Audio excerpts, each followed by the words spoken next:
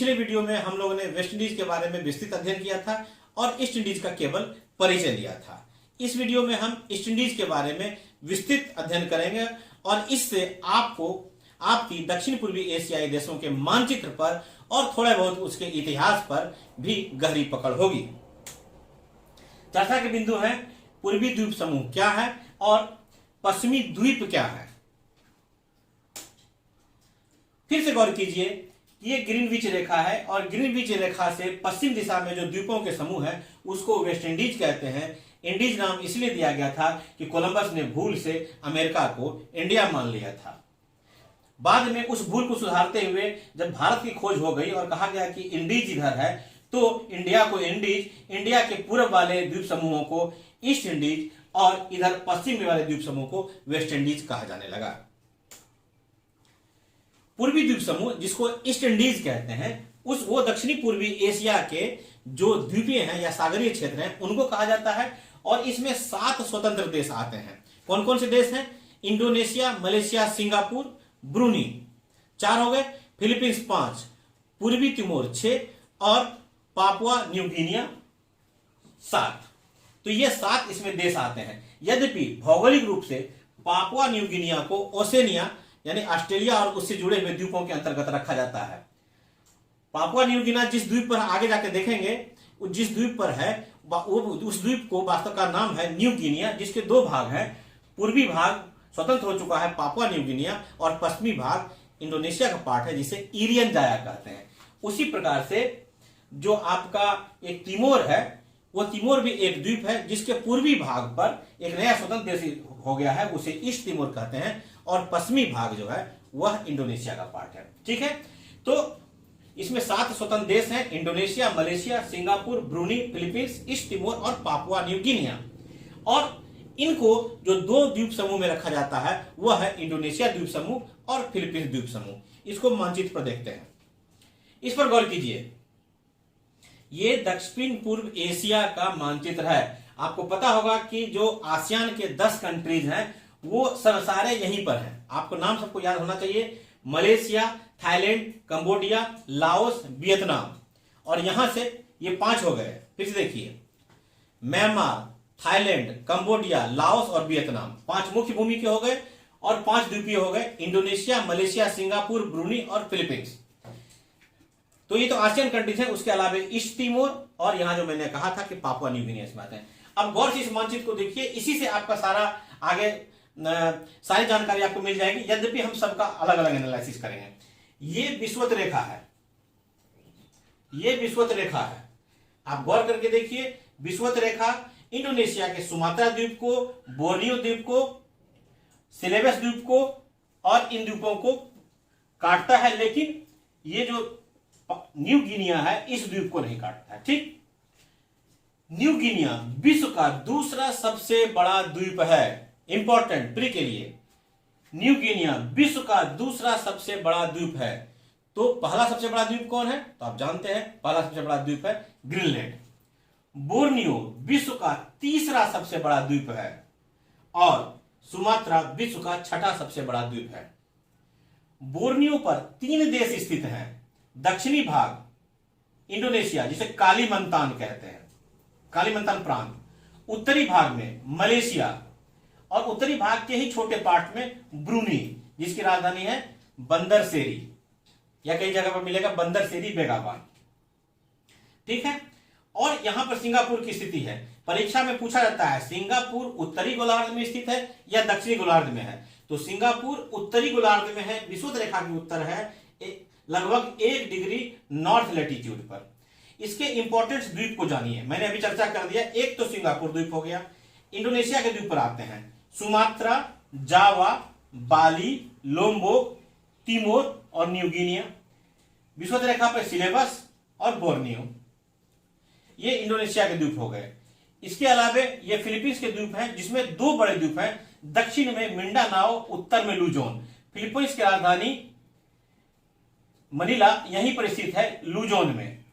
तो परीक्षा में यह भी पूछा जाता है कि फिलीपींस के जो 2 बड़े द्वीप हैं वो कौन है और कौन दक्षिणी द्वीप है। तो मिंडानाओ दक्षिणी द्वीप है और लुजोन उत्तरी द्वीप है।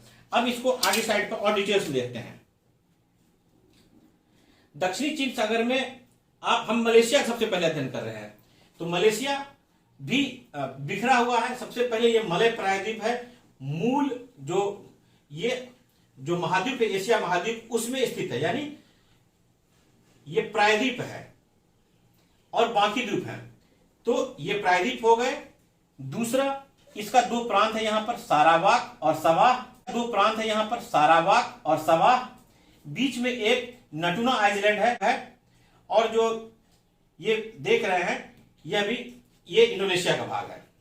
तो मलेशिया, ये थाईलैंड है, थाईलैंड के दक्षिण में मलेशिया के है एक मुख्य भूभाग। दूसरा है सारावाक, तीसरा है सवाह, यहीं पर ब्रूनी स्थित है और इसमें निचला भाग इंडोनेशिया है।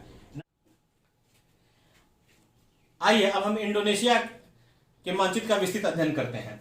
सबसे पहले इंडोनेशिया के द्वीपों को देखते हैं, प्रमुख द्वीपों को देखते हैं। पश्चिम से पूरब की तरफ सुमात्रा, उसके पूरब में जावा, उसके पूरब में बाली, उसके पूरब में लोम्बोक, फिर छोटे छोटे द्वीप हैं, फिर ये फ्लोर्स, फिर तिमोर और ये इरियन जाया। ये पूरा न्यू गिनिया है, लेकिन इरियन जाया पश्चिम भाग ही इसका पार्ट है। ये मुकुल, ये सुलावेसी और ये बोर्नियो द्वीप पर कालीमंतान। सुमात्रा, जावा, बाली, लोम्बोक, फ्लोर्स, तिमोर और इरियन जाया और सुलावेसी और बोर्नियो। इन द्वीपों के बीच में और अन्य लोगों के बीच में जो पतला जलभाग है उसे जलसंधि कहते हैं। ये पिछले वीडियो में बताया गया था। तो आप गौर कीजिए कि कुछ जलसंधि को भी जान सकते हैं, परीक्षा के लिए काफी इंपॉर्टेंट है। जैसे कि सुमात्रा और मलय प्रायद्वीप के बीच में मलक्का जलसंधि, सुमात्रा और जावा के बीच में सुंडा जलसंधि। सुंडा जलसंधि बहुत ही इंपॉर्टेंट है। जावा और सुमात्रा के बीच में ही सुंडा जलसंधि में ही क्राकाटोआ है, जिस क्राकाटोआ में भयंकर ज्वालामुखी विस्फोट हुए थे और होते ही रहते हैं। जावा के पूरब में बाली और बाली के पूरब में लोम्बोक, और बाली और लोम्बोक के बीच में जो जलसंधि है उसे लोम्बोक कहते हैं। आपको पता होगा कि चाइना ने मलक्का डायलमा से बचने के लिए जो एक दूसरा रास्ता खोजा है वह लोम्बोक होते हुए जाता है। और फिर यहां पर बोर्नियो और सुलावेसी के बीच में जो है मकासर जलसंधि है। ठीक है, तो इंडोनेशिया के द्वीपों के बारे में आपका अध्ययन हो गया। इस मानचित्र पर गौर कीजिए। ये देख करके आपको लगेगा कि कोई जानवर बैठा हुआ है या गुलाटी मारने वाला है, या कभी कभी यह कॉकरोच जैसा लगेगा। परीक्षा में खासतौर पर यूपीएससी में मानचित्र बना करके दे दिया जाता है और उसके आकृति के आधार पर पहचानने के लिए कहा जाता है कि पहचानिए ये कौन सा देश है। तो आपको पहचानना चाहिए कि ये फिलीपींस है। मैंने दोनों फिलीपींस के दो मानचित्र यहां दिए हैं। फिलीपींस के उत्तर पूर्व में फिलीपींस सागर, पश्चिम में दक्षिणी सागर, नीचे की तरफ सुलू सागर। फिलीपींस के दो बड़े द्वीप हैं, मैंने बताया था, लुजोन द्वीप और मिंडानाओ द्वीप। लुजोन द्वीप पर ही मनीला यानी फिलीपींस की राजधानी स्थित है। ये जो लंबा सा जो फैला हुआ भाग है इसे ही पलावन द्वीप कहते हैं, पलावन। और नीचे सुलू सागर है। कई बार परीक्षा में पूछा गया, खास करके ज्योग्राफी ऑप्शनल में, यूपीएससी के ज्योग्राफी ऑप्शनल में मैप पर द्वीपों को या सागर को या जलसंधि को लोकेट करने कहा जाता है और उसके बारे में 10 शब्द 20 शब्दों में लिखने को भी कहा जाता है। तो ये आप गौर करेंगे, ऐसे छात्र जो यूपीएससी मेंस में ज्योग्राफी ऑप्शनल रखे हुए हैं वो देखेंगे कि ये सुलू सागर है और ये पलावन द्वीप है। उसी मानचित्र को यहां बनाया गया है आपकी रोचकता को बनाए रखने के लिए। अब आते हैं सिंगापुर पर। सिंगापुर के बारे में जान लीजिए। सिंगापुर एक द्वीपीय देश है, द्वीपीय भी है और नगरीय, एक नगर मात्र है जो मलय प्रायद्वीप के दक्षिण में स्थित है और यह द्वीप है। इसी का बड़ा भाग आप देख लीजिए। और मलेशिया का जो प्रांत है उत्तर की तरफ वो है जोहोर प्रांत। क्या प्रांत है? जोहोर प्रांत। और जोहोर प्रांत से ही एक बहुत इंपॉर्टेंट नदी आती है, उस नदी का नाम है जोहोर नदी। और मलय प्रायद्वीप और सिंगापुर के बीच में जो ये पतली सी जो जल संधि बचती है उसे ही जोहोर जल संधि कहते हैं। तो एक अगर जोहोर नाम रख लेंगे तो एक नाम से ही आपका 3 काम हो जाएगा। क्या हो जाएगा? मलेशिया का प्रांत भी है, दक्षिणी प्रांत, दूसरा यह जोहोर नदी है और जोहोर जल संधि भी है। ठीक है, आगे के मानचित्र में हम देखेंगे ये जोहोर नदी का सिंगापुर के दृष्टिकोण से बहुत इंपॉर्टेंस है, क्योंकि जोहोर नदी में इसके ऊपरी भाग में सिंगापुर ने बराज बनाया है और बराज बना करके वहां वाटर ट्रीटमेंट कर करके पाइपलाइन के माध्यम से सिंगापुर में पीने का जल लाया जाता है, क्योंकि आपको जानते हैं कि समुद्री जल जो होता है वो खारा होता है और पीने योग्य नहीं होता है। ठीक है, और यहां देख लीजिए, इस जोहोर स्टेट के बारे में अगर पूछा जाए तो जोहोर स्टेट इधर मलक्का जल संधि से मिल जाता है और फिर इधर जो है सिंगापुर जल संधि से मिल जाता है। ठीक है, जो भी मैंने बताया था कि ये जोहोर नदी है, आप गौर करके देखिए, आपके बहुत काम का मानचित्र है ये, और इसी पर जोहोर रिवर वाटर वर्क है और जोहोर रिवर बैरेज, यहां बैरेज बना दिया गया, यहां पानी स्टोर हो जाता है और यहीं से पानी का पाइपलाइन सिंगापुर को लाया जाता है।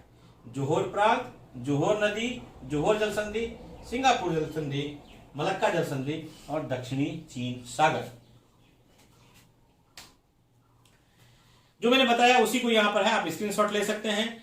यह एक द्वीपीय और नगरीय द्वीप है, विषुवत रेखा के उत्तर 1 डिग्री पर स्थित है। मलय प्रायद्वीप के दक्षिणी छोर पर मलक्का जल संधि के पूर्वी भाग में स्थित है। यह दुनिया का दूसरा सबसे ज्यादा जनसंख्या घनत्व वाला देश है। और तो सवाल उठता है कि पहला क्या है, तो पहला है मोनाको, जो यूरोप में है। यह आपका होमवर्क है कि आप मोनाको को ढूंढिए कि मोनाको कहां पर है। सिंगापुर के बारे में भारतीय इतिहास के दृष्टिकोण से भी सिंगापुर का बहुत संबंध है, क्योंकि सिंगापुर पहले प्रारंभ में ब्रिटेन का भाग था।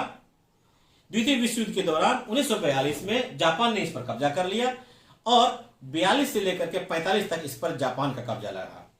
फिर जब जापान में हिरोशिमा और नागासाकी पर एटम बम गिराया गया और जापान का पतन हुआ, यानी जापान सरकार का पतन हुआ, तो फिर से यह ब्रिटेन के कब्जे में आ गया। ब्रिटेन ने यहां पर स्वशासित प्रदेश बनाया।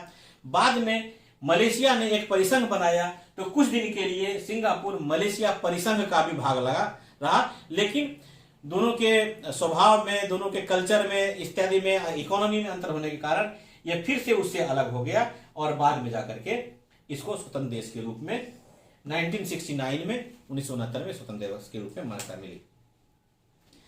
अब जो शुरू से पिछले वीडियो से ही चला आ रहा है कि वेस्ट आइलैंड क्या है। वेस्ट आइलैंड वास्तव में एक आइलैंड है। दो इंपॉर्टेंट आइलैंड को आप जानिए, एक है कोकोस कीलिंग आइलैंड या कोकोस कीलिंग द्वीप। इसको कोकोस भी नाम है या कीलिंग भी नाम है। जब से ऑस्ट्रेलिया में चला गया है तो इसके नाम में 2 तरह के नाम होते हैं, तो कोकोस और कीलिंग, और दूसरा है क्रिसमस द्वीप। दोनों ही हिंद महासागर में स्थित है, दोनों ही इंडोनेशिया के दक्षिण में स्थित है। कोकोस कीलिंग और क्रिसमस द्वीप ऑस्ट्रेलिया का भाग है, हिंद महासागर में स्थित है। कोकोस कीलिंग जो द्वीप है वह 27 द्वीपों से बना हुआ 2 एटॉल है, जिसमें 2 ही ऐसे द्वीप हैं जिस पर मानव बसावट है, यानी लोग रहते हैं। उस द्वीप में एक है आपका वेस्ट आइलैंड और दूसरा है होम आइलैंड। होम आइलैंड पर जनसंख्या अपेक्षाकृत अधिक है, लेकिन वेस्ट आइलैंड, तो वेस्ट आइलैंड और वेस्ट इंडीज से कंफ्यूज नहीं करना है। वेस्ट आइलैंड कोकोस कीलिंग की राजधानी है और यह ऑस्ट्रेलिया के अंतर्गत है, हिंद महासागर में स्थित है। और क्रिसमस द्वीप भी ऑस्ट्रेलिया का ही भाग है और यह जावा के दक्षिण में स्थित है। ठीक है, तो आइए कोकोस कीलिंग के बारे में कुछ फैक्चुअल इंफॉर्मेशन जो मैंने आपको बताया है उसी को यहां पर फिर से मैं लिखा हुआ है कि हिंद महासागर ऑस्ट्रेलिया का बाह्य क्षेत्र है, हिंद महासागर में स्थित है। 27 कोरल द्वीपों से बना हुआ एटॉल है, 2 एटॉल है। उस 2 एटॉल में 2 द्वीप ही मानव बसावट है। 27 कोरल द्वीपों में से वेस्ट आइलैंड होम आइलैंड और वेस्ट आइलैंड कोकोस की राजधानी है। क्रिसमस द्वीप बताया, क्रिसमस द्वीप हिंद महासागर में भी ऑस्ट्रेलिया का बाह्य क्षेत्र है। ब्रिटेन, हाँ, इसके बारे में एक जानकारी समझिए कि यह पहले ब्रिटेन का भाग था और ऑस्ट्रेलिया ब्रिटेन का भाग था और ब्रिटेन का भाग होने के नाते यह सिंगापुर का भाग था। लेकिन यह 1958 में $20 मिलियन के एवज में और ऑस्ट्रेलिया के रिक्वेस्ट पर ब्रिटेन ने, यानी सिंगापुर की सरकार ने, इस क्रिसमस द्वीप को ऑस्ट्रेलिया को सौंप दिया गया। यद्यपि वहां की सरकार की खूब आलोचना हुई कि आपने पैसे के लालच में उसे बेच दिया। वास्तव में क्रिसमस द्वीप का बहुत एक इंपॉर्टेंट जानकारी ले लीजिए कि यह फॉस्फेट में काफी धनी है, यानी यहाँ फॉस्फेट प्रचुर मात्रा में पाई जाती है और उसी फॉस्फेट के एवज में ही वो $20 मिलियन दिया गया था और ऑस्ट्रेलिया भी उस पर फॉस्फेट के कारण कब्जा किया था। जब 1942 में सिंगापुर पर जापान ने कब्जा किया था तो उसने साथ ही साथ फॉस्फेट के लालच में क्रिसमस द्वीप पर भी अपना अधिकार जमाया था। और जब सिंगापुर से वो चले गए तो क्रिसमस द्वीप से चले गए। क्रिसमस द्वीप एक इस रूप में भी हाल में चर्चा में रहा है कि जब कोविड-19 वुहान के चाइना के वुहान में फैला तो वहां जो बसे हुए ऑस्ट्रेलियाई थे तो उनको वहां से वापस लाया गया, लेकिन उन्हें वापस ऑस्ट्रेलिया नहीं लाया गया बल्कि उन्हें एक क्वारंटीन सेंटर में रखा गया। और जानते हैं क्वारंटीन सेंटर कहां बनाया गया? इसी क्रिसमस द्वीप पर। क्रिसमस द्वीप पर क्वारंटीन सेंटर बना करके ऑस्ट्रेलिया को वहां रखा गया और जब वो नेगेटिव रिपोर्ट आया तब फिर उनको वापस ले जाया गया। ठीक है, तो इस प्रकार से पिछले 2 वीडियो में आप वेस्ट इंडीज और ईस्ट इंडीज के बारे में बेहतर जानकारी प्राप्त किए हैं और आशा है कि परीक्षा में इससे संबंधित कोई भी प्रश्न आपको नहीं छूटेगा। आप अगर सामान्य इंटरेस्ट के लिए भी इन वीडियो को देखे होंगे तो मुझे आशा है कि इस वीडियो से आपको काफी आनंद आया होगा। फिलहाल इजाजत दीजिए, नमस्कार।